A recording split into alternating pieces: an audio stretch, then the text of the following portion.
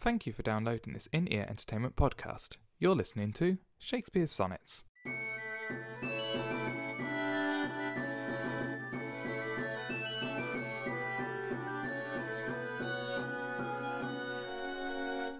Sonnet 1. From fairest creatures we desire increase, that thereby beauty's rose might never die, but as the riper should by time decease, his tender heir might bear his memory. But thou, contracted to thine own bright eyes, feed'st thou light's flame with self-substantial fuel, making a famine where abundance lies.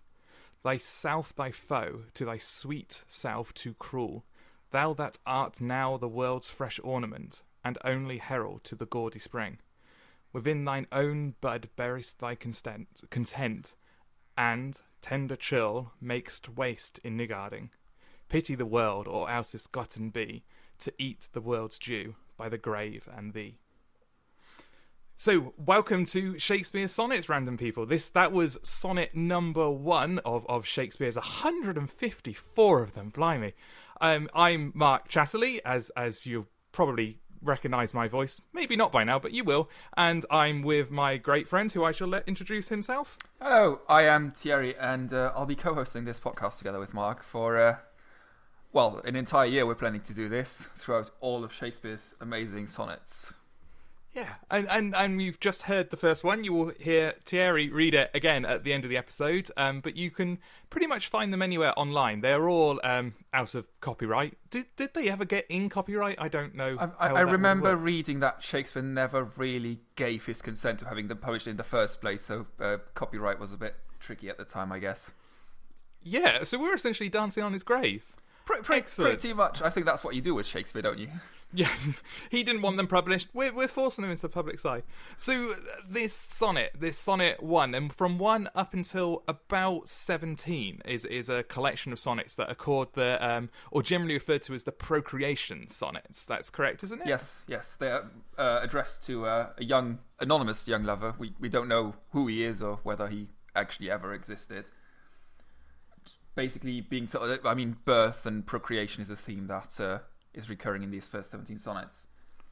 And there's definitely in this sonnet, there's definitely a feeling of your life is going to end. And I mean, feed'st thou light's flame with self-substantial fuel. The fuel will run out, making a famine where abundance lies. There's definitely a feeling of, if you're not getting it on, you're wasting your life, which is quite an interesting message to be giving out. It is. At the same time, there is a lot of admiration for the young lover, though. He does respect him a lot. He's not saying it out of spite, you're going to die. It's more like a foreboding, like a warning, and it's like, you are so great, and please have children, because we can't let your line die out, and you have to procreate because you are such an amazing person.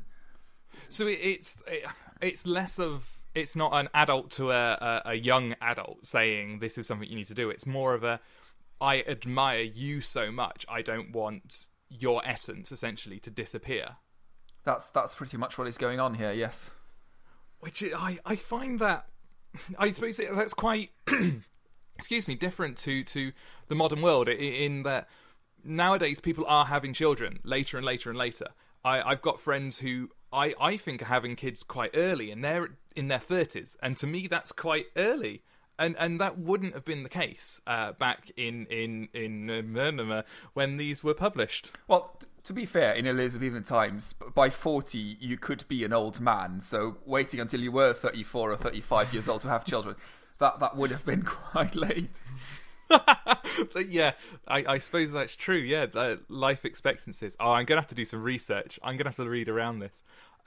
So yes, this is the first sonnet as well, and I suppose it acts as a kind of introduction, in-text, or table of contents for what's to come, and this very definitely sets the scene of you need to have children.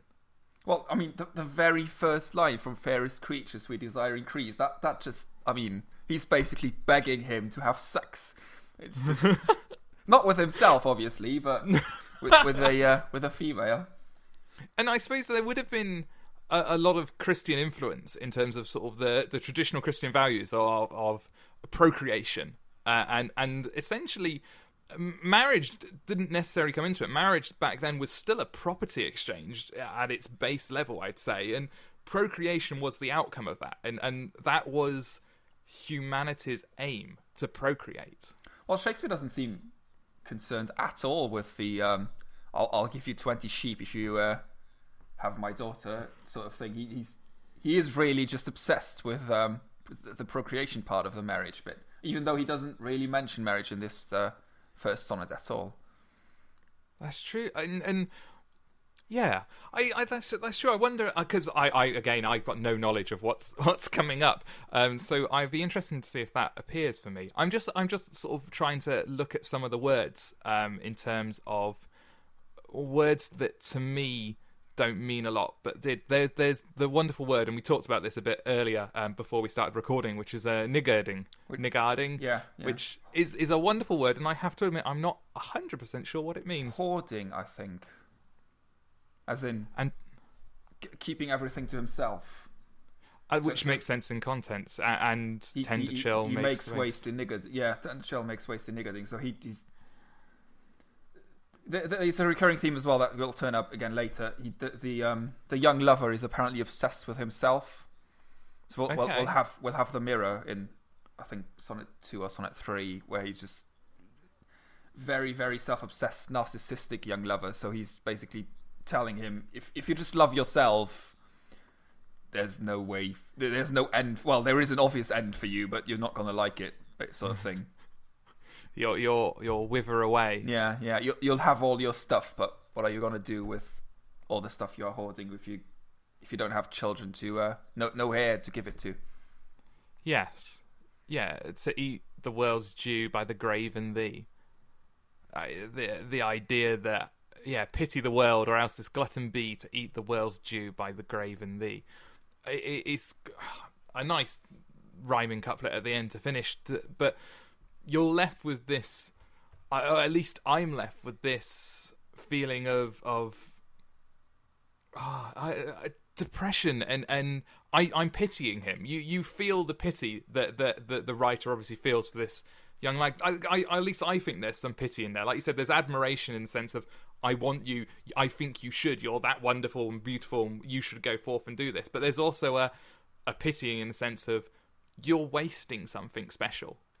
Well, I mean, if you are talking to a younger lover, he knows, he has been there himself. He was young once, so he has that experience, and he can see how that guy is making that mistake of not having sex with a wonderful female to have these wonderful children. So I think that there is a definite sense of pity in there as well. Yeah, I lovely. We're probably coming up. I'm not timing these, but I'm kind of going by what feels to me to be a sort of a nice wrapping up, and it sounds like we're kind of coming to the end of this first sonnet. But I just wondered if there's anything else in there that you wanted to pick up on. I think we touched on all the interesting bits. I think niggarding, we can both agree that's probably one of the most interesting word in there. I love it. I love these old words that have fallen out of use. You tend to get them. It was quite popular maybe last year, in the last couple of years at least, to get little books of unused British words or unused English words, and they'd give you the description. And there was always really...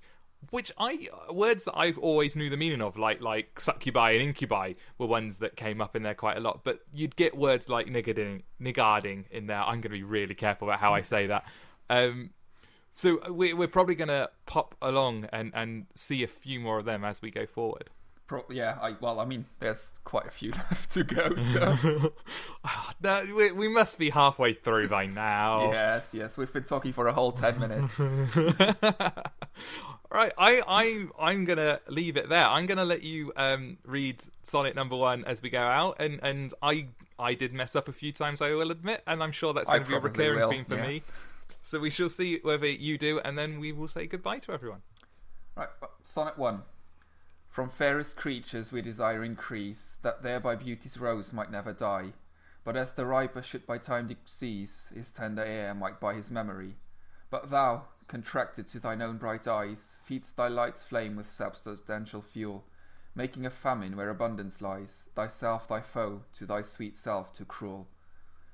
Thou that art now the world's fresh ornament, and only herald to the gaudy spring, within thine own butt buriest thy content, and tender churl makes waste in niggarding.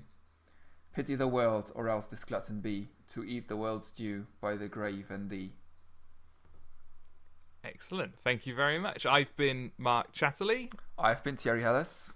And this is Shakespeare Sonnets, and I hope you tune in for sonnet number 2 next time. Thank you very much. Bye-bye. Goodbye.